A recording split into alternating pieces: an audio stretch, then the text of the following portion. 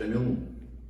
I'm Father Pat, and welcome to Fantastic Fridays with Father Pat. Our topic this week is trust. You know, it's easy to trust God when I got a bank account. I have no problem. I have no worries about tomorrow. But when the bank account ain't there, then I notice, do I really trust God? When God called me to start the ministry of the handicapped, I was hired by the city of New York to work at the New York Public Library as a roving librarian to find the handicapped. And I loved it. I went all over the 5 boroughs of the city and the 2 counties of Long Island, finding the handicapped. And then 2 things happened. One, I got a new boss, and she didn't like my traveling on the road. Now you've got to spend your time behind a desk like everybody else. And that was a clash. And I said, Then the other thing is that I started getting requests to speak outside the New York City metropolitan area. And I just didn't know what to do. And thank God for my religious superior. It was a brother, Brother Francis Bluen, God rest him. He said to me when we talked about it, he said, Pat, I think you're going to have to quit the library and do this work for God on your own. I said, on my own? He said, I don't know any place you're going to work that's going to pay you to do God's work. You've got to go His way. Well, you know, that was exciting. That was probably the most exciting day of my life. I tendered my resignation at the library and started my work as Brother Pat on the road. And you know, that was fine. It was easy to trust. The requests started coming in. There was not a problem. And I didn't charge. I hadn't planned on doing a money-making ministry. I charged nothing. They said, would I come and speak? Yes. If they asked, what's the fee? There's no fee. No fee. I couldn't sleep at night I knew the poor couldn't afford. And so we went that way. Well, that was fine. I had a bank account there. The brothers had said, just keep the funds you've earned up to now and use them for that. And we trust that God will provide the rest. I guess I'd gone probably a year or so into that, and the bank account was all but gone. I had enough in my account for probably another 3 or 4 months, but that was it. And I really started to worry. And one day God spoke, and God does speak to us if we listen. He said, Patrick, when you worked for New York Public Library, did you worry every month where they were going to get the money for your paycheck? I laughed. I said, I never even thought about it. He said, don't you think I'm at least as good a boss as New York City? I needed that.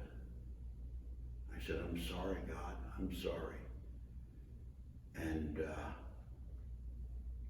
I renewed my trust walk with Him, and by then I'd started my studies for the priesthood, and universities demand payment ahead of time for each semester. So anyway, I remember how much I had bills that I saw coming up in the next 3 months, and I had nothing in the bank account. Every day I'd run to the post office, check the mail. Nothing. I had to look for a mysterious check that was going to come in the mail. I really trust you, God. I really trust you. But I didn't trust Him. And it didn't look too good. And then I got a call from a couple. I'd done a number of talks for marriage encounter out in their area, and they said, we want you to come out and do a series for us. And I said, okay. So I went out, we did a series of talks on the Eucharist, and it was great, great, great. And at the end, I'll never forget George, God rest him, says to me, Father Pat, Brother Pat, you've been coming here all this fall doing these talks for us, and we know how you live, and you need something to put bread on your table, and to pay your car fares and your subways and all that. So he said, you couldn't see it, and we loved it, but right in front of where you were sitting at the table, there was a basket on the floor that said, would you like to help Brother Pat in his work? And we've just been dumping whatever change came in every week in a box. And Ruthie, his dear wife, who's now also deceased, said to him one day, you know, this money in this box here isn't doing Brother Pat any good. Let's make a check for it. And so they counted up the check, give it to me. And I cried and cried and cried. It paid all the bills, all the bills. I said to God, I am so sorry for not trusting you. That's 45, 50 years ago. And my whole ministry has been a trust walk since then. And I can honestly say I've never worried about where this next month's bills are going to be.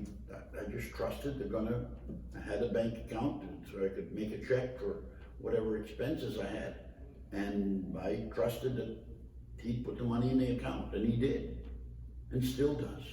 It's so beautiful. That was the first way of trusting. The other was keeping my control out of it, letting him be boss. He's the one who called me. And so yes, he's the one who pays the bills. Well, he's also the one who determines everything. I started making commitments that didn't really fit in with the work, but yeah, I'll go. And running into conflicts and everything of this sort. And that's where I learned, Patrick, you gotta pray. Are you doing your work or my work? I stopped then asking, can I come and speak here? Can I come and speak there? That was 1973 or so. And I've never had to worry where I'm gonna go next. Even this beautiful series that Natalie came up to me, I had a glass of wine in my hand, and she said, I just had a wonderful idea. Would you consider giving a talk every week for the villa? And that's how this happened. It wasn't my doing. It's not my doing. It's never been my doing. It's going his way. I worked there in the New York City area for several years, and then the Bishop of the Diocese of Norwich, Connecticut, heard about this blind brother that was out giving talks all over the place, and called me would I come to his diocese. So I went up to talk with him what he wanted. He wanted a ministry for the handicapped, etc., etc. And then he said, hey, somehow he got talking about salary, and I said, oh, no salary. He said, why? I said, for 3 years now I've been on Divine Providence, and I don't want to change it. That's kept me honest with the Lord.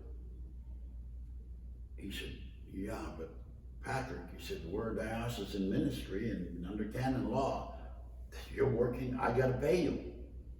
I said, you do what you want with that money, but it ain't coming as salary for me. He was beautiful. He said, well, tell you what, we're gonna issue it every month, you'll get it, and you do what you want with it. You wanna use it for your ministry, go ahead. And so that's how we did it. And I've lived that way all these years. I've gone all over the world. I've went over to speak in Ireland. I couldn't believe how the requests came in when we let him organize it. That's why trusting is so good. If you can really trust, he takes care of everything.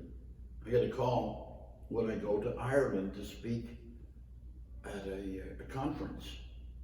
And I said, I would love to go to Ireland, but you've got the wrong man. You sure? I said, yeah, I've never traveled to Europe.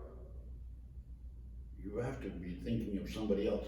Oh, no, he said, well, you're the one we want. He said, we don't know how, but somebody got a copy of your first book. We passed it around the committee and everybody read it and everybody said, we gotta get this guy, we gotta get this guy. I have no idea to this day how that book got to Ireland, but it did. And that's how he spread my life, my work, all over the place. It's easy to trust once you get to know God. When I find myself not trusting, then I think it's me that's at fault. I'm not sure where I am, where he wants me to go, and I've stopped controlling it. I've stopped arranging it. God, you want it. The one rule I used when we got requests is it open on my calendar. If it's open, say yes. I have a secretary who worked for me for 25 years, never took a penny. Wow.